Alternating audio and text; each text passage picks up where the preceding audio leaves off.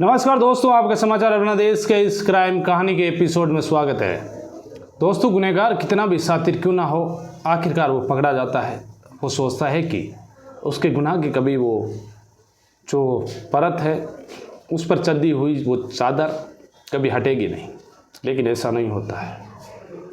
अब डिजिटल दौर में तो आप कानून हाथ में लोगे तो आप जल्द ही कानून के शिकंजे में आ जाओगे। आप भी हमारे इस चैनल का हिस्सा बनना चाहते हो तो इस चैनल को आप फॉलो और सब्सक्राइब ज़रूर कर लेना। दोस्तों, उत्तर प्रदेश का एक ज़िला बागपत, इसी बागपत ज़िला का एक गांव लगता है राजपुर खानपुर।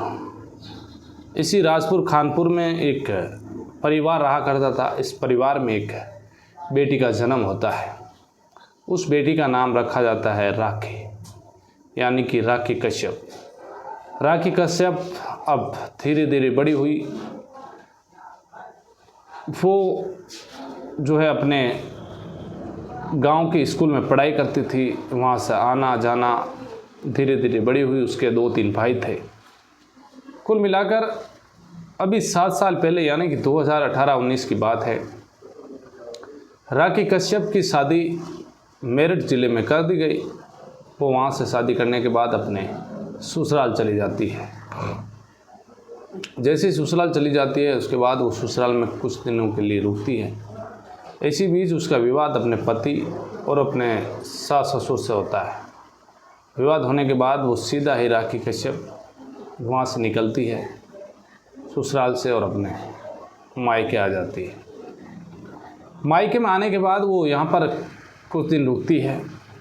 इसी बीच उसे एक लड़के से मोहब्बत हो जाती है।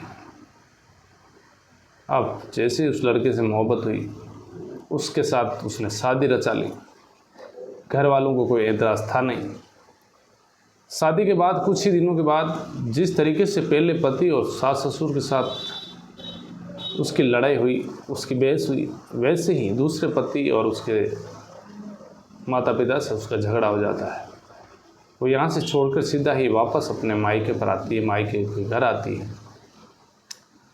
इस बार घर वालों ने उसे जो है टोका कि तुमने पहले शादी की, दूसरी शादी की, तुम चाहती क्या हो। राखी कश्यप को गुस्सा आता है। गुस्सा आने के बाद वो कहती है कि अब मैं ये घर भी छोड़ रही हूँ। वो यहाँ से सीधा ही शहर की ओर चली जाती है। वहाँ जाने के बाद वो वहाँ पर रुकती है। तभी उसे एक नगर परिषद का एक अधिकारी उसके संपर्क में वो आती है। आने के बाद उसके साथ भी वही जो है ज़िंदगी बिताने का फैसला किया। लेकिन इसी बीच नगर परिषद के जो अधिकारी होते हैं, उनकी पत्नी को जो है इस बात की भनक लग चुकी थी कि जो हमारे पति है उसका राखी कश्यप नाम की लड़की के साथ अवैध संबंध है। जैसे ये बात पता चलती है तो ये पूरे ज़िले में बात आग की तरह फैलती है। बड़ा उसका पत्नी हंगामा करती है। अधिकारी ने अब ज़िला छोड़ने का फैसला किया। वो बागपत छोड़कर चला जाता है।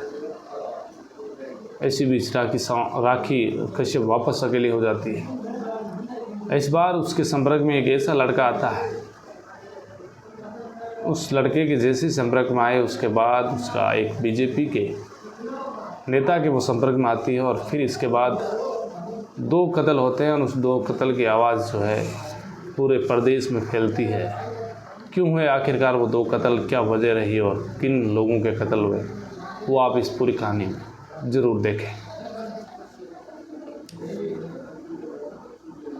प्रयागराज उत्तर प्रदेश का एक ज़िला जो कभी लखनऊ हुआ करता था, छोड़ इलाहाबाद को प्रयागराज।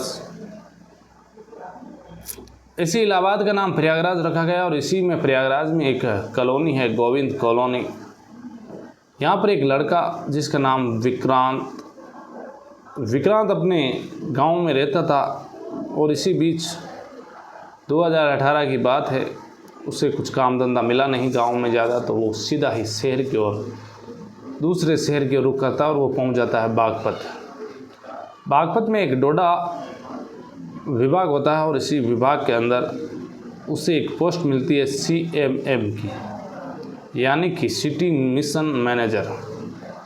अब विक्रांत को अच्छी नौकरी मिल चुकी थी, विक्रांत सिंह को। अब धीरे धीरे वक्त बीत रहा था, इसी बीच उसकी जो है अब शादी होती है एक लड़की से। वो लड़की भी जो है सिंचाई विभाग नोएडा में नौकरी करती थी, जिसका नाम था प्राची सिंह। अब विक्रांत और प्राची सिंह दोनों ही नौकरी में। इधर ये प्रयागराज इसका गांव, बागपत में इसकी नौकरी, पत्नी नोएडा में सिंचाई विभाग में नौकरी करती है प्राची सिंह। इसके बाद इन्होंने जो है प्रयागराज में एक इलाका है चमरावल रोड पर, गर्ग एनक्लेव, वहाँ पर ये पति पत्नी रहा करते थे। कभी प्राची सिंह अपने गांव चले जाती है, अपनी ससुराल चले जाती है, उसके पास ऑप्शन थे। विक्रांत अपने बागपत में ही नौकरी किया करता था। इधर बागपत में वो अच्छी पोस्ट पर तैनात था। अब पत्नी जो है प्राची सिंह वो नोएडा के सिंचाई विभाग में नौकरी। तारीख आती है 15 अप्रैल 2026 की बात है। विक्रांत अपने ऑफिस में गया, ऑफिस से वापस घर लौटा। इसी बीच उसकी जो पत्नी होती है प्राची सिंह, वो उसे कॉल करती है, लेकिन उसका फ़ोन स्विच ऑफ आ जाता है। वो आसपास पता करती है, लेकिन कुछ पता चलता नहीं है। थक हारे वो सीधे ही बागपत पहुंचती है 22 अप्रैल को। यहाँ आने के बाद वो सीधा ही कोतवाली थाने में जाकर और वहाँ पर अपनी पीड़ा बताती है कि जो मेरे पति हैं विक्रांत सिंह, वो 15 अप्रैल से ही लापता है। उनका कुछ पता चला नहीं है। वो आपके इसी शहर में जो है सिटी मैनेजर मिशन के तौर पर काम करते हैं, सिटी मिशन मैनेजर के तौर पर काम कर रहे हैं। तो बागपत में ही उनकी ड्यूटी है, लेकिन वो 15 अप्रैल 2026 से लापता है। पुलिस उनकी गुमशुदगी की रिपोर्ट दर्ज करती है 22 अप्रैल को। जैसे ही रिपोर्ट दर्ज करती है पुलिस, तो वो सबसे पहले पूछती है उस महिला से कि प्राची सिंह से कभी कोई ऐसा आपको लगा कि उनका किसी के साथ अफेयर वगैरह हो, ये बात भी हो सकती है। तो वो प्राची सिंह कहती है कि हाँ, मेरे पति का एक लड़की है जिसका नाम राखी कश्यप है। इसी बागपत का एक गांव है राजपुर, उसी राजपुर गांव की वो रहने वाली है और उसके साथ उनके जो है लंबे टाइम से संबंध भी है। ये भी बात मुझे पता चली है। अब जैसे ही राखी कश्यप का नाम आता है, इसके बाद पुलिस उसे जो है 23 अप्रैल 2026 को हिरासत में ले लेती है। राखी कश्यप को हिरासत में लेने के बाद अब उससे पूछताछ होती है, पूरी रात पूछताछ होती है। सुबह 24 को उससे पूछताछ होती है तो वो बताती है कि हाँ, मेरी और विक्रांत सिंह दोनों की अच्छी दोस्ती थी, हमारे बीच सब कुछ था। हम दोनों 25 अप्रैल 2026 को त्रिवेंद्रपुरम में जाकर शादी करने वाले थे, लेकिन विक्रांत सिंह बुज़दिल निकला। उसने मुझे धोखा दिया और वो जाकर कहीं छुप गया है, मुझे अब पता नहीं है। लेकिन उसने आश्वासन दिया कि अपन 25 अप्रैल को दोनों शादी करेंगे। जैसे पुलिस को ये बात पता चली तो पुलिस ने कहा कि एक काम करो, तुम घर तो जा सकती हो, लेकिन जब भी काम पड़ा तो पुलिस का कुछ बात हुई तो तुम्हें फ़ोन कर, जब भी करे उसके बाद तुम सीधे थाने पहुंच जाना। राखी कश्यप कहते चलो ठीक है, कोई बात नहीं है। इधर जैसे ही पता चला, पुलिस में मुकदमा हुआ, सब कुछ इधर उधर बात चली, तो एक 17 अप्रैल 2026 की ही बात है। यूपी का एक सहारनपुर इलाका, इसी में एक बड़गांव हसनपुर लोटनी गांव लगता है। यहाँ पर एक लिंग नहर होती है, वहाँ पर एक लाश मिलती है। इधर प्राची सिंह भी लगातार अपने पति की जो है तलाश में लोगों को इधर उधर सोशल मीडिया के जरिए तस्वीरें वगैरह सर्कुलेट हो रही थी। तो किसी ने बताया कि एक लाश मिली है सहारनपुर ज़िले में लिंग नहर में, तो वहाँ पर हम चल कर देखते हैं। अस्पताल में जाने के बाद वहाँ पर पुलिस वालों ने उन्हें कुछ तस्वीरें दिखाई। उन तस्वीरों में देखने के बाद प्राची सिंह ने कहा कि ये मेरे पति हैं। पोस्टमार्टम में पता चला कि उनके सिर पर जो है वजनी पत्थर मारा गया है, उनके जांघ पर गोली मारी गई है। अब जैसे ही मौत का पुलिस को पता चलता है, बागपत पुलिस को, तो इसके बाद क्योंकि सस्पेक्ट राखी कश्यप, अब जैसे ही राखी कश्यप को फ़ोन लगाया, उसका फ़ोन स्विच ऑफ आ रहा है। अब फ़ोन स्विच ऑफ आ रहा है तो इसके बाद पुलिस राकेश सावंत के नंबरों की डिटेल वगैरह शुरू की निकालनी। तभी पता चलता है कि 27 अप्रैल 2026 को जो है सहारनपुर ज़िले के एक नौगांव में एक लाश मिली है जो बोरे में बंधी हुई है। अब जैसे ही बागपत पुलिस को पता चलता है कि एक लाश मिली है तो उस लाश के पास पुलिस पहुंचती है, उसे कब्जे में लेती है और जब उसका चेहरे की शिनाख्त की जाती है तो पता चलता है कि ये लाश तो जो है राखी कश्यप की है। तो आखिरकार राखी कश्यप को किसने मारा? यदि राखी कश्यप का नाम तो विक्रांत सिंह को मारने के लिए आ रहा था, उसके मर्डर में आ रहा था, लेकिन यहाँ तो राखी कश्यप खुद की लाश मिली है। इसके बाद राखी कश्यप के जो नंबर है उनको, उनकी CDR, उनकी लोकेशन, तमाम चीज़ों को जो है देखा जाता है। जैसे ही देखा जाता है तो पता चलता है कि विक्रांत जो है 15 तारीख को उनके साथ था।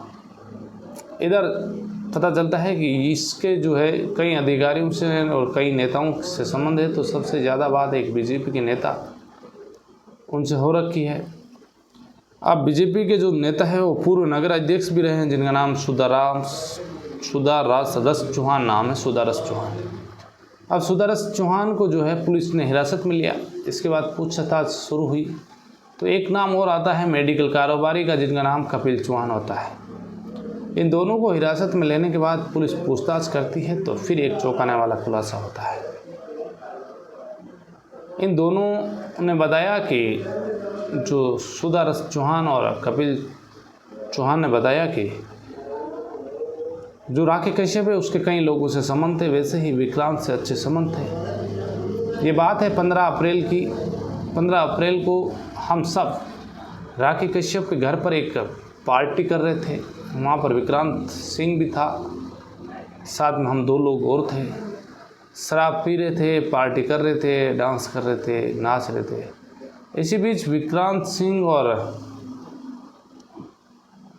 राखी कश्यप के बीच कुछ बात को लेकर बहस हुई और जैसे ही बहस हुई तो राखी कश्यप होती है, वो प्रोफेशनल लाइफ जीने की शौक थी, उसे बड़े बड़े ख्वाब थे। वो अपने पास एक पिस्टल रखा करते थे। वो पिस्टल लोगों को दिखाते थे कि देखो मेरे में हिम्मत है ये सब कुछ करने की। वो जैसे ही पिस्टल निकाली और सीधे ही उसने एक गोली दागी तो वो गोली सीधे ही उसकी जांघ पर लग गई विक्रांत के। अब विक्रांत के खून निकल रहा है, वो परेशान है। तो राखी कश्यप ने फिर कहा कि जिसे अस्पताल लेकर चलते हैं।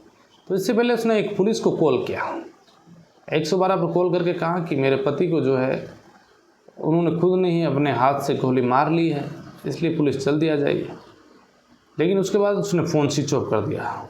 फ़ोन स्विच ऑफ करने के बाद ये तीनों लोग